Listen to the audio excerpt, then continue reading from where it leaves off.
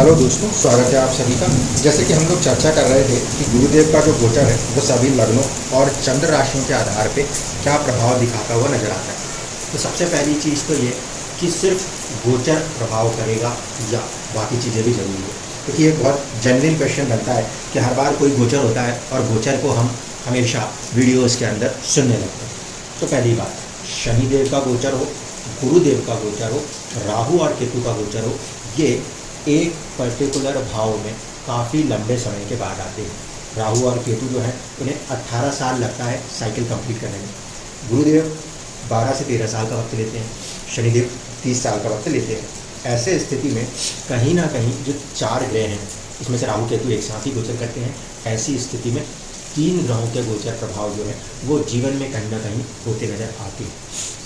प्रभाव तब ज़्यादा बढ़ जाते हैं जब उन ग्रहों की दशा अंतरदशाओं का हमारे जीवन में समन्वय होता रहता है। इसीलिए कुंडली के अंदर इस समय जो बात कही जा रही है वो आपके ऊपर प्रभावित होगी, लेकिन किसी के ऊपर कम होगी, किसी के ऊपर ज़्यादा होगी, अपने अपने आयु खंड के हिसाब से भी होगी। अब किसी का विवाह नहीं हुआ और उसके वैवाहिक जीवन में तनाव बोलने लगे, ये गलत होगा।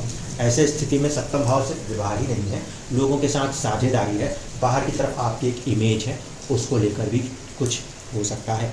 इन बातों को ध्यान रखिएगा। जो लोग पुराने श्रोता हैं उन्हें पता ही है कि किन किन चीज़ों पर ध्यान रखना है। आप अपने चार्ट्स को एस्ट्रोसेज पे या आपके पास जो भी सॉफ्टवेयर है उस पर बना सकते हैं। सबसे पहले चीज़ जिसे देखना है वो है दशा। आपके जीवन में आपकी दशा कहाँ जाना चाहती है, क्योंकि जहाँ दशा जाना चाहेगी जीवन कहीं ना कहीं उस तरफ जाता हुआ नजर आएगा। दशा के बाद दूसरी चीज़ है कि दशा में चल रहे ग्रहों का कितना बल है दशा में किसी प्रकार के रिजल्ट्स परिणाम को देने के लिए। तो इसको देखने के लिए प्रयोग में लाया जाता है विंशोपक बल। यदि विंशोपक बल ना मिले तो आप सहारा ले सकते हैं षडबल और अष्टक वर्ग का। अष्टक वर्ग में जिस भी भाव से ग्रह गोचर कर रहा है उसे वहाँ पे कुछ बिंदु प्राप्त होते हैं। अगर 4 या 4 से ज़्यादा मिलते हैं तो इसका मतलब है ज़्यादातर ग्रह उस गोचर में अपना कोई ना कोई योगदान प्रदान करना चाहते हैं। अगर 4 से कम भी मिले तो घबराने की जरूरत नहीं है। ये देखिएगा कि किस भाव के स्वामी ने बिंदु दिए हैं। जिस भाव के स्वामी ने बिंदु दिए होंगे उस भाव से कुछ ना कुछ आपको प्राप्त होता हुआ नजर आ जाएगा। इसी तरीके से अब अलग अलग लोगों की कुंडलियों में अलग अलग ग्रहों की युतियाँ होती हैं, इसीलिए कोई भी रिजल्ट कॉमन नहीं हो सकते। हो सकता है आप में से किसी की कुंडली में जहाँ पे गुरुदेव का गोचर चल रहा है वहाँ पे कोई ग्रह विद्यमान हो।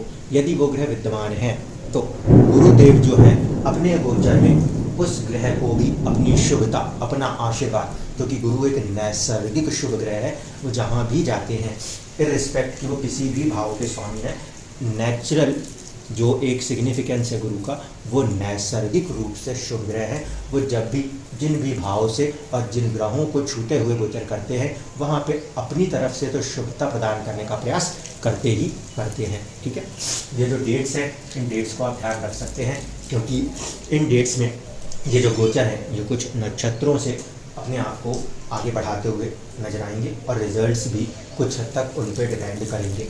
सबसे पहली बात ये कर लें कि इस पूरे 1 साल, क्योंकि गुरु का गोचर 13 महीने का होता है, इस 13 महीने की अवधि के गोचर में कौन कौन से भाव हैं जो कि ज़्यादा हद तक प्रभावित होते हुए नजर आते हैं। अगर मैं बात करूं 4 नंबर से बनने वाले लगन यानी कि कर्क लगन की, तो कर्क लगन के केस में आपको दिखाई देगा कुंडली के पहले भाव में 4 नंबर लिखा होगा।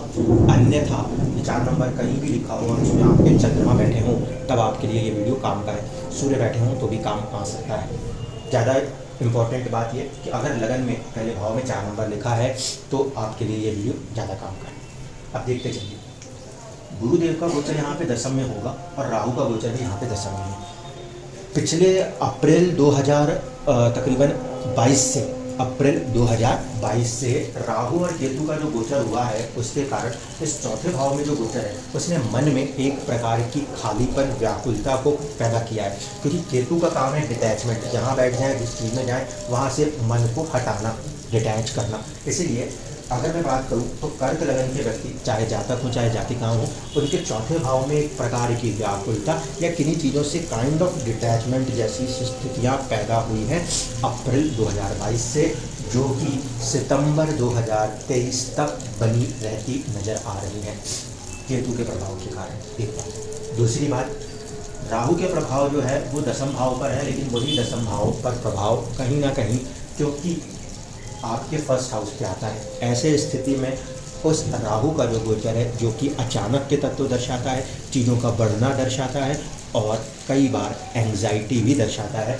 तो कार्य क्षेत्र में या स्टेटस को लेकर एक एंग्जाइटी भी है, अचानक वाले कुछ ना कुछ काम बन रहे हैं, अचानक से कुछ काम रुक रहे हैं, ऐसी परिस्थितियों का सामना करना पड़ रहा है और कहीं ना कहीं उसका प्रभाव आपके स्वास्थ्य पर, आपकी पर्सनैलिटी पर, आपकी इमेज पर देखने को मिल रहा होगा तकरीबन 2022 के अप्रैल के बाद से।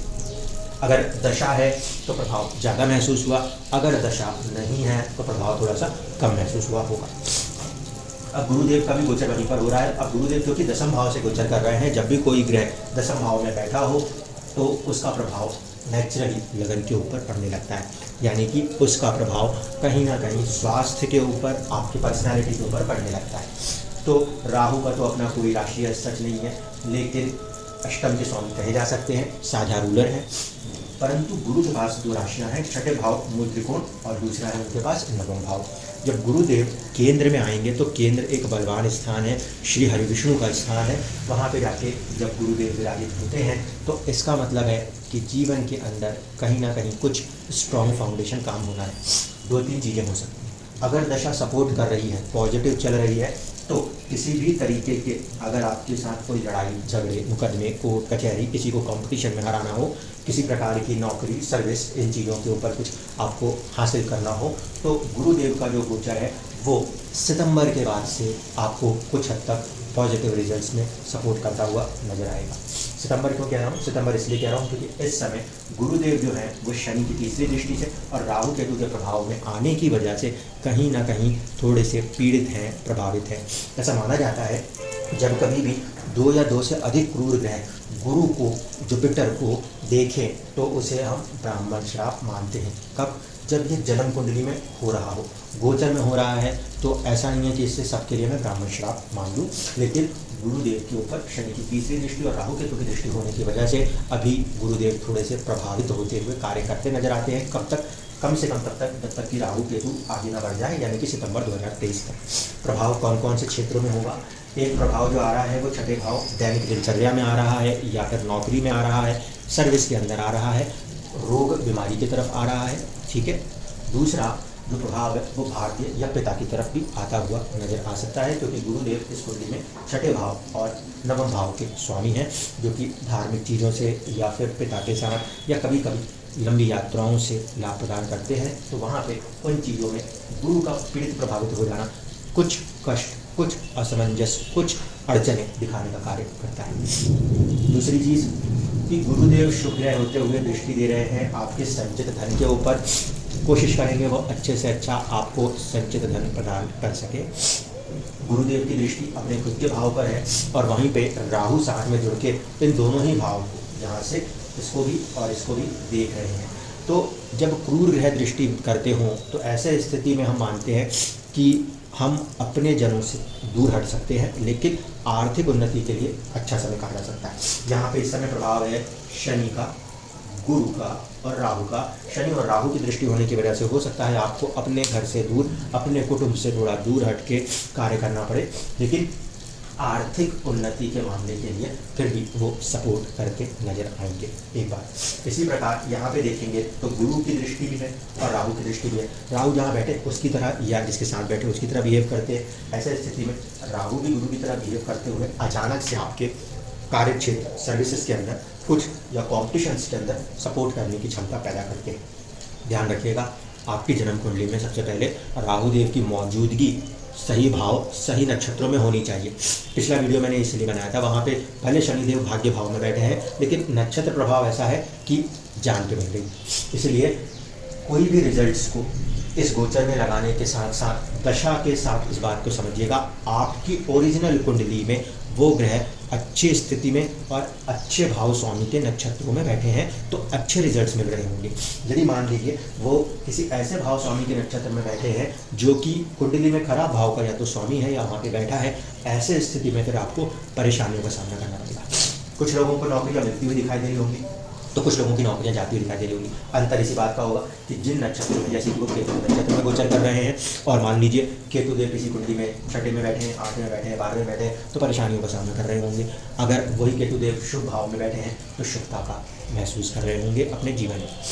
इसी तरीके से अगर हम बात करें तो कार्य क्षेत्र जो है दशम भाव, उसके ऊपर गुरु का प्रभाव है, राहु का प्रभाव है और शनि की तीसरी दृष्टि प्रभाव, साथ साथ केतु का प्रभाव। इसलिए स्टेटस के अंदर किसी न किसी प्रकार का कुछ प्रभाव, कुछ बदलाव, कुछ उन्नति, कुछ ना कुछ होता हुआ नजर आता है। फिर से वही कह रहा हूँ, जिस तरफ दशा लेके जा रही है जीवन उस तरफ जाता हुआ नजर आएगा। अब दशा अच्छी और खराब कैसे निर्धारित करेंगे, जैसे आप इतना समझिएगा कि अगर दशा मान लीजिए गुरुदेव की है तो कुछ अड़चने भी आएंगी, कुछ भाग्य का समर्थन भी आएगा। इसे कहेंगे मिक्स्ड रिजल्ट वाली दशा, गुरु की दशा। अगर शनि की दशा है तो थोड़ा सा हमें अपनी एक तरफ से स्वास्थ्य के प्रति ज़्यादा जागरूक होना है और अड़चने ज़्यादा आएंगी शनि की दशा में। अगर आपकी दशा बुध की चल रही है, महादशा, अंतरदशा या प्रत्यंतर दशा, तो आपके जीवन में संघर्ष और परेशानियां थोड़ी सी, खर्चे थोड़े से बढ़े हुए हैं। तो अगर ये 3 ग्रहों की दशा है तो कुछ परेशानियां, कुछ उलझनों का सामना आप करते हुए चलेंगे। गुरुदेव की दशा, क्योंकि वो भाग्य भाव के भी स्वामी है, इसलिए वो कुछ ना कुछ बेहतरीन करने की कोशिश अवश्य करेंगे। अब बात करें गुरुदेव का पहला जो गोचर हो रहा है 22 अप्रैल से लेकर 20 जून तक, वो केतुदेव के नक्षत्र अश्विनी में होगा और बाद में जब वो वक्री होकर आएंगे तो नवंबर से लेकर फरवरी तक फिर उसी अश्विनी नक्षत्र में केतुदेव के हवाले होगा। आपकी कुंडली में केतुदेव जहाँ भी बैठे होंगे प्रभाव उसके अकॉर्डिंग हो रहा होगा, शर्त बशर्ते अगर आपके ऊपर गुरु की महादशा, गुरु की अंतरदशा है तो। ठीक है, अगर मान लीजिए किसी कुंडली के अंदर केतुदेव इस भाव में बैठे हुए हैं और वो केतुदेव दर्शा रहे हैं कि उन्हें लाभ होना है, तो ऐसे स्थिति में ये जो गोचर है महादशा, अंतरदशा जिसकी गुरु की चल रही होगी, उन्हें लाभ भी प्राप्त होगा। अगर मान लीजिए यहाँ के स्वामी उठ के 12वें चले गए तो ऐसे स्थिति में ये जो गोचर प्रभाव है ये थोड़ा सा परेशानियाँ, खर्चे भी बढ़ाता हुआ नजर आ सकता है। अगर मान लीजिए केतुदेव खुद दशम पे बैठे हैं तो ये जो गोचर प्रभाव है वो आपके स्टेटस में किसी प्रकार के बदलाव को करने का प्रयास करेगा। अगर गुरुदेव पहले भाव में, केतुदेव पहले भाव में बैठे हैं तो फिर आपके स्वास्थ्य, आपकी पर्सनैलिटी में कोई बदलाव की स्थितियाँ बनती नजर आएंगी। यहाँ पे केतुदेव के बैठने के कारण अभी आपके व्यापार भाव में और विवाह भाव में भी थोड़ा सा चुनौतियों का सामना देखने को मिल सकता है, जो कि सितंबर 2023 तक कहा जा सकता है। जब केतुदेव का गोचर हो जाएगा तो इस भाव के ऊपर से भी केतु का प्रभाव समाप्त हो जाएगा। एक अच्छी बात जो है वो ये है कि गुरु यदि यहाँ पीड़ित हो भी रहे हैं तो घबराने की जरूरत नहीं है, क्योंकि जब कभी भी कुंडली में 6, 8, 12 भाव के स्वामी पीड़ित होते हैं तो वो कहीं ना कहीं एक विपरीत राजयोग की परिस्थिति पैदा करते हैं। तो यहाँ पे मान लीजिए कर्जे भाव का स्वामी होकर गुरु पीड़ित प्रभावित हो रहा है, शुरुआत में कुछ चुनौतियाँ आ सकती हैं लेकिन अभी तो आप उनसे बाहर निकल के आ जाएंगे। चीज़ें खराब होते होते भी अच्छी हो जाती हैं जब ग्रह ऐसे प्रभाव में हो। तो यहाँ पे यह प्रभाव गुरु के लिए छठे भाव से जुड़कर ऐसा रिजल्ट करते नजर आता है। थोड़ा सा जो आपको पीड़ित होना है या प्रभावित होना है वो क्या है कि भाग्य भाव का स्वामी जो पीड़ित प्रभावित हो रहा है वो थोड़ी सी चुनौती उत्पन्न करता हुआ नजर आता है। इसीलिए पिता के साथ संबंध, पिता का स्वास्थ्य और भाग्य, इसमें थोड़ी सी अड़चनों का सामना आपको सितंबर तक करना पड़ेगा। इस बात का ध्यान आपको रखना चाहिए। अगर हम बात करें गुरुदेव का शुक्र के नक्षत्र से गोचर होगा जो कि जून से लेकर नवंबर तक और आगे जाके फरवरी से लेकर अप्रैल के बीच में होगा। जब गुरुदेव का गोचर शुक्र के नक्षत्र भरणी नक्षत्र से होगा तो शुक्रदेव आपकी कुंडली में जहाँ बैठे होंगे उनसे जुड़े हुए प्रभाव एक, दूसरा आपके जो प्रॉपर्टी है 4th हाउस, जमीन, जायदाद, वाहन, इन चीज़ों से या माता, इनके ऊपर कुछ प्रभाव देखने को मिलेंगे। कब? जून से लेकर नवंबर के दरमियान या आगे जाके फरवरी से लेकर अप्रैल के दरमियान। साथ साथ शुक्र जो है वो लाभ भाव के स्वामी होने के कारण गुरुदेव का ये गोचर आप लोगों के जीवन में जून से लेकर नवंबर के बीच में लाभ के अवसर प्रदान करने की कोशिश कर सकता है। अगर शुक्र 12वें भाव में भी है तो भी शुक्र वहाँ पे भोग को दर्शाता है, इसलिए ऐसे स्थिति में भी किसी प्रकार के खर्चे, कुछ बड़े खर्चे होना, कुछ मांगलिक कार्य होना, ऐसी चीज़ों की तरफ भी इशारा हो सकता है, क्योंकि गुरुदेव की दृष्टि चौथे भाव पर भी है और नक्षत्र संबंध जो है वो चौथे भाव और लाभ भाव को कहीं ना कहीं लेकर चल रहे हैं। तो प्रॉपर्टी बनना, प्रॉपर्टी के लाभ होना, माता का प्रेम, माता का सुख, ऐसी चीज़ों का आपके जीवन में आगमन हो सकता है, क्योंकि गुरुदेव की दृष्टि चौथे भाव, आपके संचित धन और आपके कार्य क्षेत्र पर पड़ रही है। इसके आगे जाने के बाद गुरुदेव जो हैं वो सूर्यदेव के कृतिका नक्षत्र से गोचर करते हुए नजर आएंगे और ऐसे स्थिति में जो प्रभाव होगा वो कुटुंब के अंदर यानी कि घर के अंदर या संचित धन के मामले में आपके जीवन में कोई कार्य होते हुए नजर आ सकते हैं। बार बार कह रहा हूँ, दशाएं शुभ चल रही होंगी तो इन्हीं भावों में रिजल्ट शुभता के साथ मिल रहे होंगे। अगर दशा परेशान करने वाली चल रही होगी तो ये गोचर आपको उन पर्टिकुलर भाव से जुड़ी हुई चीज़ों में परेशानियों का सामना भी करा सकते हैं। इसलिए आखिरी फैसला बिल्कुल इस बात पर लीजिएगा कि जिस भी ग्रह गोचर को हम देख रहे हैं वो और जो आपकी तात्कालिक दशाएं चल रही हैं वो कहाँ लेके जाना चाहती है। तो ये तो था कर्क लग्न के लिए। अब आखिरी में एक बात बचती है, अगर मान लीजिए जिस भी ग्रह की दशा चल रही है उसको बल नहीं प्राप्त है, 20 होना चाहिए पॉइंट, अगर 20 से 10 से कम हो जाए, आधे से कम हो जाए, तो ऐसे स्थिति में आपको उस ग्रह का उपाय करना है ताकि उस दशा का फल आपको प्राप्त हो सके, अन्यथा नहीं। बहुत सारे लोग जो है वो मुझसे पूछते हैं कि ये रतन धारण कर लें, वो रतन धारण कर लें। ऐसा नहीं करिए, अगर ज़रूरत है तो ही रतन धारण कीजिए। हमेशा रतन धारण करने से कार्य नहीं बनता, वो कई बार चीज़ों को आगे या पीछे डिले करने का माध्यम बन जाता है। दूसरी बात बचती है वो है युति। अगर मान लीजिए आपके इस भाव में कहीं भी मंगल देव मौजूद हैं तो कार्य क्षेत्र के अंदर संतान से जुड़े हुए चीज़ों के अंदर कुछ आपको आशीर्वाद मिलने वाला है।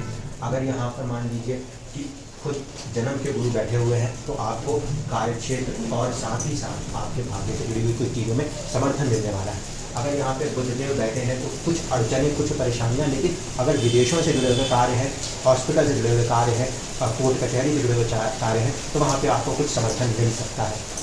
अगर शुक्रदेव में बैठे हैं तो विवाह से जुड़े हुए कार्य हैं, लाभ है, प्रॉपर्टी से जुड़े हुए कार्य हैं, उनको गुरुदेव आशीर्वाद देते हुए चलेंगे।